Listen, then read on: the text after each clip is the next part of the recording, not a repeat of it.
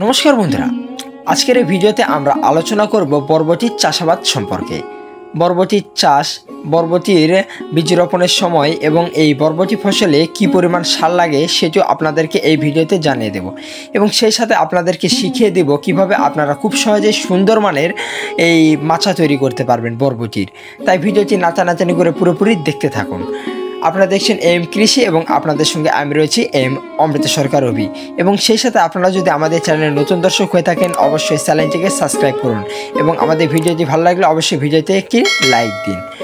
তো বরবটি চাষাবাদের জন্য আপনাদেরকে অবশ্যই মাচা তৈরি করতে হবে। সেই মাচা তৈরি করাটি খুবই সহজ, আপনাদেরকে আজকে আমি পুরোপুরিভাবে সেটি দেখিয়ে দিব এবং এটি বরবটি বীজ রোপণের সঠিক সময়টিও জেনে দেব।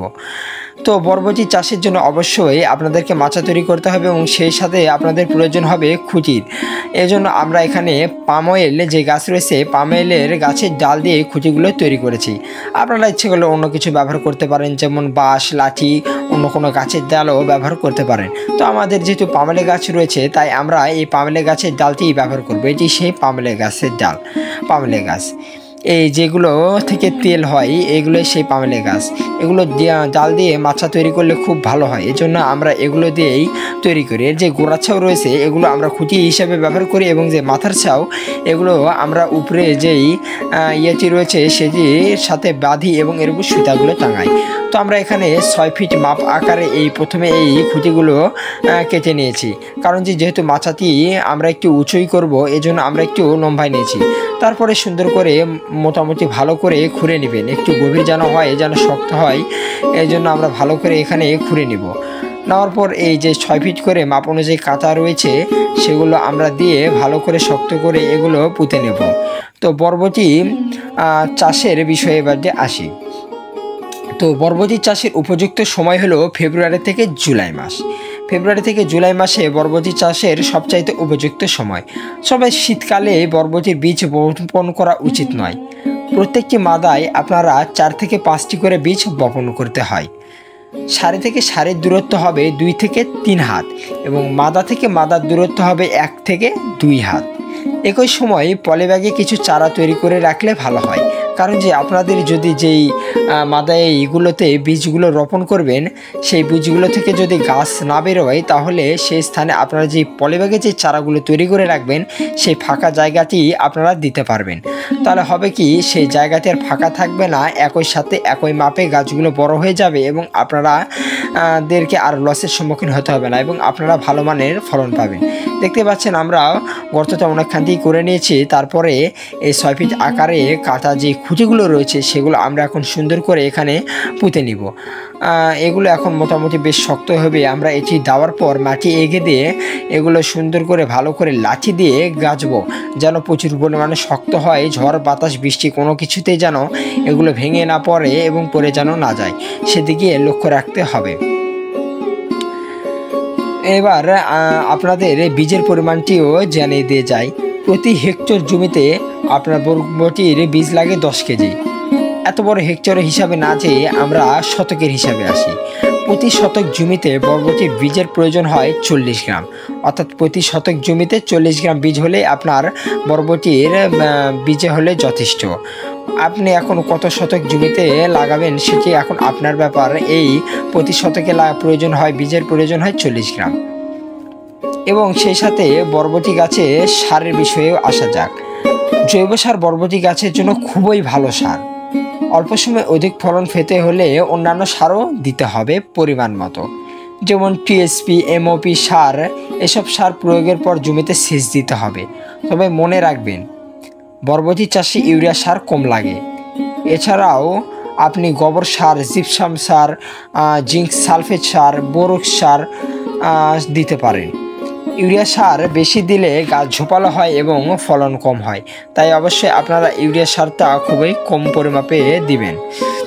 যেগুলো আর অন্যান্য সার তো দিবেনই, সেই সাথে জৈব সারটা অবশ্যই আপনাদেরকে দিতে হবে। তো এখানে আমার খুঁটিগুলো সুন্দর করে পোতা হয়ে গেছে। তারপরে আপনারা নিয়ে নেবেন ফিতা বা সুতা বা দড়ি, যাই হোক আপনারা যাই আছে তাই নেবেন। নেওয়ার পর এটি ভালো করে ভালো মানে আপনারা বেঁধে নেবেন। নেওয়ার পর এই উপরে যে বাঁশ বা এই পামে আমরা 2 সাইডে বাঁশ দিয়েছি, যেন টানলে যেন এগিয়ে না আসে, শক্ত থাকে। এবং এই যে পামেলের জালগুলো রয়েছে এই জালগুলো এখন দিয়ে দেব।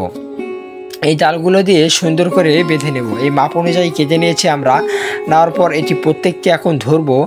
ধরার পর এই ফিতাগুলো যেগুলো রয়েছে এগুলো দিয়ে শক্ত করে বেঁধে নেব। তো আপনারাও শক্ত করে বেঁধে নেবেন। নেওয়ার পর আপনারা এর উপরে সুতা টাঙিয়ে দিতে হবে।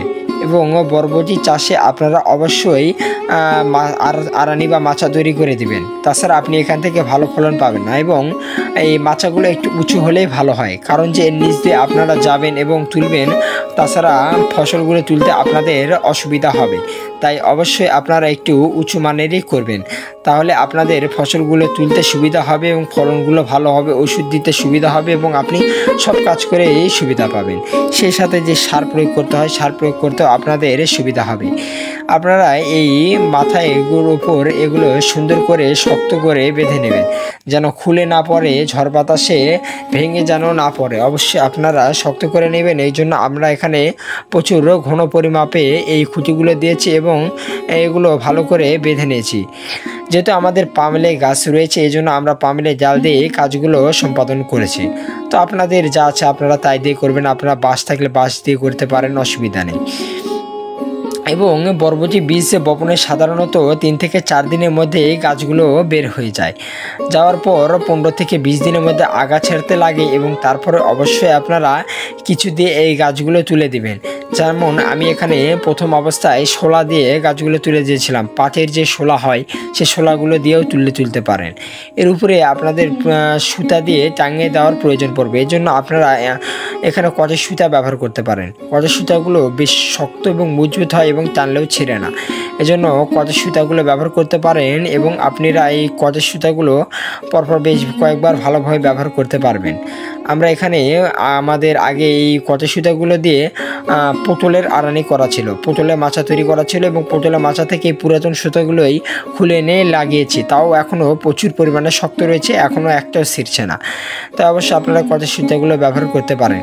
তো প্রথমে মাথাগুলো বেঁধে নেওয়ার পর 2 মাথাতে সুন্দর করে এরম করে বেঁধে নেবেন, যেন টান হয়, সুতাগুলো টান হয়ে থাকে সেদিকে অবশ্যই আপনারা লক্ষ্য রাখবেন এবং এক এক করে আপনারা সবগুলো বেঁধে নেবেন।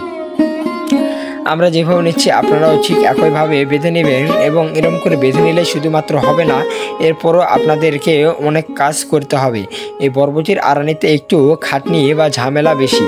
অন্যান্য ফসলের যেমন এরকম করে সুতো টাঙিয়ে দেওয়ার পর খুঁটি টুটি দেওয়ার পর হয়ে যায়, কিন্তু এইগুলোর ক্ষেত্রে আবার প্রত্যেকটি গাছে পৃথকভাবে শোলা বা লাঠি বা সুতা যাই হোক কিছু দিয়ে এই গাছগুলো তুলে দেওয়া লাগে, কিংবা ফিতা দিয়ে বেঁধে তুলে দেওয়া যায়। তো আমরা এখানে 2 সাইডে লাঠি পোয়ার খুঁটি পুঁতে নিয়েছি। নেওয়ার পর 2 সাইডে ফিতাগুলো বেঁধে নিয়েছি। একটি নিয়েছি গাছের ডান পারে, আরেকটি নিয়েছি গাছের বাম পারে। নেওয়ার পর এগুলো সুন্দর করে সোজাভাবে টেনে নিয়ে যাচ্ছি। যাওয়ার পর এখন এই 2 মাথাতে বাঁধবো। বাঁধার পর করব কি, যখন গাছের আগাগুলো একটু বড় হবে তখন ওর মধ্যে সারিতে বাঁধবো। এরকম করে যতদিন পর্যন্ত না এই গাছটি আড়ানিতে না উঠছে ততদিন পর্যন্ত আপনাদেরকে বেঁধে দিতে হবে। গাছের আগাগুলো যেন নিচে পড়ে না যায় সেদিকেও লক্ষ্য রাখতে হবে। এবং সেই সাথে এই আড়ানির সুতাগুলো যেন একটির সাথে আরেকটি সংযোগ হয়ে থাকে এবং যেন কোনোটি যেন কম বেশিভাবে ঝুলে না পড়ে, সেজন্য আপনারা এই কাজগুলো করতে পারেন। আমরা এইভাবে ফিতাগুলো দিয়ে এভাবে কারেন্ট করে দিচ্ছি, আপনারাও একইভাবে এই ফিতাগুলো দিয়ে এরকম করে দিতে পারেন।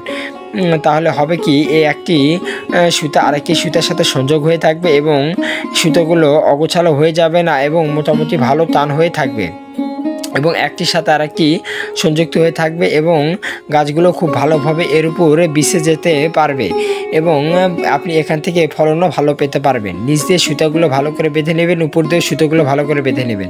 তাহলে দেখবেন যে অল্প দিনের মধ্যে আপনার আড়ানিটি গাছে পরিপূর্ণ হয়ে গিয়েছে এবং 30 থেকে 40 দিনের মধ্যে দেখবেন যে গাছে ফুল আসা শুরু হয়েছে এবং তারপর থেকে ফল ধরা শুরু হবে। আপনি এখানে আপনাদের প্রয়োজনীয় ওষুধগুলো দিবেন, তাহলে দেখবেন এখান থেকে আপনি প্রচুর পরিমাণে ফল ফল সংগ্রহ করতে পারবেন। এই আড়ানিটি ছিল মেন। এই আড়ানিটি আপনারা ভালোভাবে করতে পারলেই আপনাদের ফসলটিও ভালো হবে।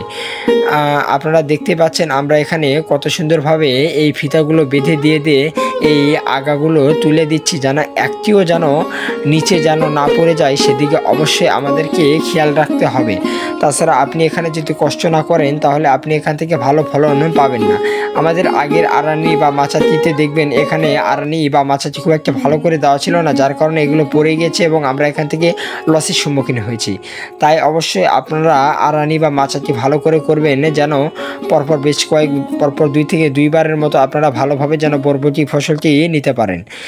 এই প্রথম অবস্থায় গাছগুলো মরার আগে আপনারা নিজ দিয়ে আবার গাছগুলো লাগিয়ে দিবেন, তাহলে দেখবেন যে এই গাছগুলো মরতে মরতে আবার নতুন গাছগুলো উঠে যাবে এবং আপনি এক খাটনিতে 2 ফসল পেয়ে যাবেন। এবং আরেকটু এক্সট্রা পরিচর্যা নিতে হবে, যেমন এগুলো নিচ দিয়ে আপনারা একটু আঙলিয়ে দিয়ে সার দিবেন এবং খাবার দিবেন, জল দিবেন, সেচ দিবেন, তাহলে দেখবেন আপনি এখান থেকে মোটামুটি ফলন পাবেন। ভিডিওটি ভালো লাগলে অবশ্যই ভিডিওতে লাইক দিন এবং আমাদের চ্যানেলে নতুন দর্শক হয়ে থাকলে অবশ্যই চ্যানেলটিকে সাবস্ক্রাইব করুন। ধৈর্য ধরে কষ্ট করে ভিডিওটি দেখার জন্য ধন্যবাদ সকলকে। Thanks for watching this is video.